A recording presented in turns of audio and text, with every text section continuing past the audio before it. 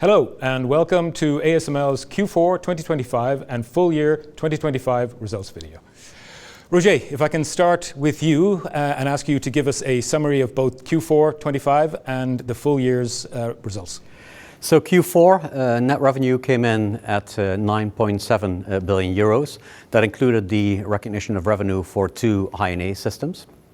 For the full year, revenue came in at 32.7 billion euros, which was a 16% increase compared to 2024. Installed base business came in for the quarter at 2.1 billion. If you take the full year, 8.2 billion, quite strong. First on the basis of the service revenue for EUV, obviously with the expansion of the installed base for EUV, you see the service revenue increasing there, but also there was quite some appetite for upgrade business. So that led to quite a strong revenue for the installed base business. Gross margin for the quarter, 52.2%. If you take it for the full year, that was 52.8%. Net income, again for the quarter, 2.8 billion. For the full year, 9.6 billion euros. In terms of net bookings came in at 13.2 billion euros, included in there 7.4 billion euros for EUV. If you look at the backlog that we had at the end of last year, at the end of 2025, 38.8 billion total backlog, of which 25.5 billion for EUV. Yeah. And then can you give us some color on what you saw in terms of the business in Q4 specifically? Clearly, it was a strong quarter, right? A strong quarter. It was a record quarter in terms of revenue. It was a record quarter in terms of order intake. It was a record quarter in terms of free cash flow generation. So from that vantage point, clearly a very strong quarter. If you listen to our customers, both what they say publicly, but also what they told us, it's pretty clear that customers over the past couple of months have actually become more positive in their assessment of the medium-term market perspectives as they see it. I think it's primarily on the basis of the more robust view that they have when it comes to demand for AI, which seems to be more sustainable from their vantage point. And that recognition has led some of our customers to really invest in capacity and gear up their plans for medium-term capacity expansion. So that's been clearly the case, and that perspective has obviously also led to a strong order intake for us. And finally, I would say important for Q4 is also that we were actually able to demonstrate our ability to gear up our output, which again is going to be important also in light of the expectations that we have for 26. Then moving to 26, how do you how are you guiding both Q1 and the full year? So Q1, we're looking at we expect net revenue to be somewhere between 8.2 and 8.9 billion. That's the expectation for the quarter in terms of revenue. We expect a gross margin between 51 and 53%. When it comes to the installed base revenue, we expect around 2.4 billion in Q1. For the total year, we're looking at total net revenue expected between 34 and 39 billion euros, with a gross margin between 51 and 53%.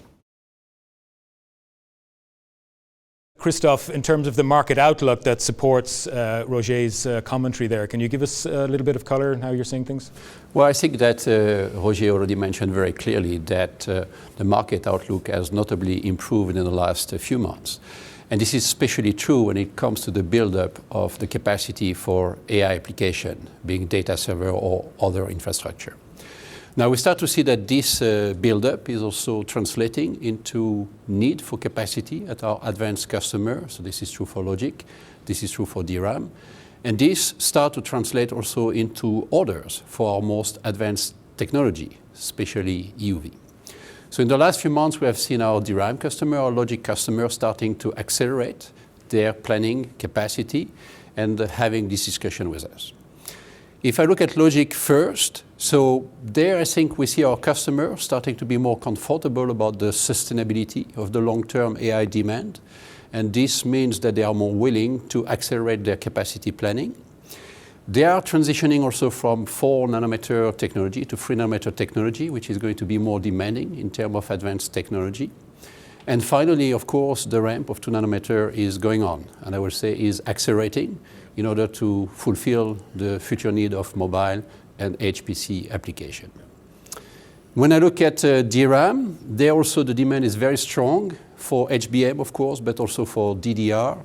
And this most probably will lead to a very tight supply, at least in 2026, and most probably beyond that. So we see our customer ramping 1B, 1C node, which are going to be critical for that demand. And on those nodes, we see them increasing basically the amount of EUV layers. So we have talked about that in the past. I think we see that happening very strongly right now. So altogether, we see a very positive dynamic. I think a strong belief that the AI demand is real, and a preparation for that with, on the short term, a major addition of capacity. This will start in 2026 and will last beyond that. Turning back to you, Roger, how do you see that then translating into ASML's business? So if we start with the EUV business, I think against the backdrop of the demand and the developments that Christophe was describing, we expect the EUV business to increase significantly. So EUV revenue to significantly go up in comparison to 2025. When it comes to the non-EUV system business, in total we expect that to be kind of flattish in comparison to 2025, but with different moving parts in there. If you look at advanced logic, if you look at memory, we actually expect the demand also on the non-EUV business to go up there. On the China business, we expect the China business for us to come in at approximately the percentage that China also has in our backlog, which is around 20% of the backlog, and therefore 20% of our revenue is what we expect the China business to come in at. And then I would say on the very clearly also in the non-EUV business, it's pretty clear that the metrology and inspection business is quite strong. There is a lot of demand for process control, so therefore we expect that business to go up as well. So those are the different moving parts, but all in all, we expect the non-EUV business to be sort of flattish, the non-EUV system business. And then the install base business, I already told you that we expect the install base business in 2025 was quite strong. And we actually expect the same dynamics to also go into 2026. We actually expect that business to go up as well. So growth in installed base on the back of, again, the growth of the installed base business for EUV, and also in the current climate, significant appetite, we think, for upgrades and for upgrade business, because frankly, that's the easiest and fastest way for customers to get additional output capacity. Then if, Christophe, if I can ask you to give us, an update on how you're seeing the technology roadmap development for ASML? Well, first I'd like to say that the appetite for technology from our customer for those advanced nodes is very, very high. And that's true for almost all the product in ASML. If I start with low NA, 2025 has been a critical but also a good year to ramp our NXE 3800. This tool is now extremely important for our customer. They're going to rely on it for the next advanced DRAM logic nodes. And we have been able to mature the product, reach the final throughput of 220 wafer per hour, but even demonstrate at some customer that we could go on this tool up to 230 wafer per hour. And Roger said it, upgrades, when you need capacity, upgrades become very, very important. So this will be good for the 3800, but we're also providing on EUV more upgrades for the install base so that we help our customer on a very short term with capacity. We also expect low NA EUV to continue to see more utilization moving forward. We talked a lot about litho intensity. When we look at, for example, the transition from 6F square to 4F square on DRAM, we also expect both immersion and low NA to be used even more. So there also we expect good dynamic on litho intensity. Looking at INA, customer continue to make good progress on the qualification. I talked about the 3 phases in the past. A lot of customers are finalizing their R&D phases with the 5000. Intel has reported that they have accepted their first 5200, which means basically they have the first tool that will be used in high volume manufacturing.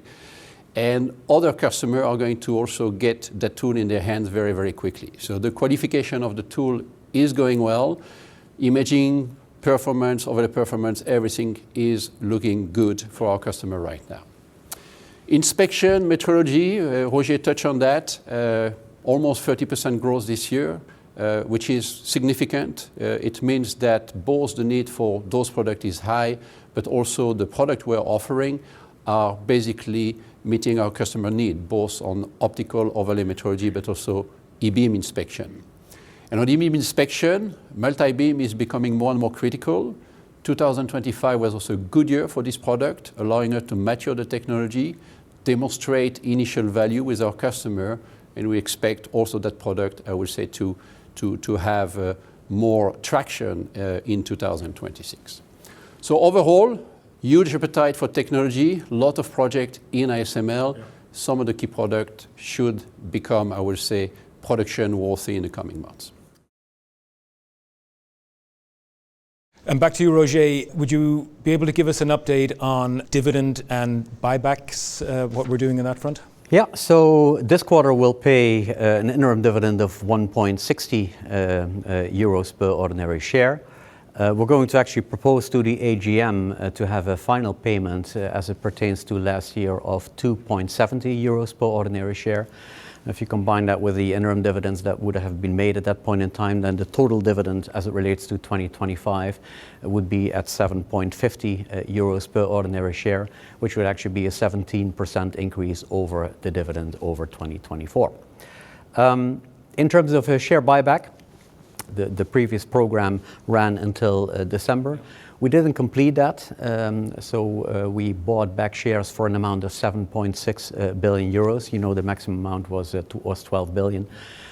We're announcing, actually we announced today a new program for, again, a 3-year period, so it ends December 2028, and for an amount up to 12 billion euros. Christophe, to finish, if you could give us a reminder on how you're seeing the, maybe the longer term demand and what that means for ASML. Well, I think one of the key points we made at our Capital Market Day in November 2024 was that AI application will require more advanced technology in DRAM and logic and will drive basically some of our most advanced product. And I think that this is being confirmed as we speak. The last few months have pointed basically exactly to that dynamic. We also see that the progress we continue to make on our cost of technology with EUV is driving for more litho intensity. And that's, again, something that has been confirmed in the last few months. So if we look to the long term, in line to what we said in November 2024, for 2030, we expect a revenue between 44 and 60 billion euro and a gross margin between 56 and 60%. Very clear. Thank you both very much. You're welcome.